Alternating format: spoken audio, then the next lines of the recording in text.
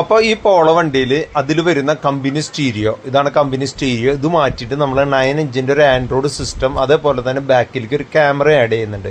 Camera നമ്മൾ add ചെയ്യുന്നത് up mount ക്യാമറയാണ് നമ്മൾ ആഡ് ചെയ്യുന്നത്.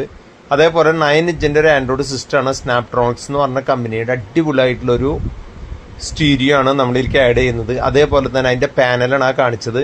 കറക്റ്റായിട്ട് ഡാഷ്ബോർഡിനോട് ചേർന്ന് നിൽക്കുന്ന രീതിയിലുള്ള നല്ല അടിപൊളിയായിട്ടുള്ളൊരു 9 ഇഞ്ചിൻ്റെ ഒരു ആൻഡ്രോയിഡ് സിസ്റ്റമാണ് നമ്മളിലേക്ക് ആഡ് ചെയ്തിരിക്കുന്നത്. കണ്ട നല്ല കറക്റ്റായിട്ട് എന്ന് വെച്ച് കഴിഞ്ഞാൽ ഒറിജിനൽ ഫിഗ്മെൻറ്റ് തന്നെയാണ്.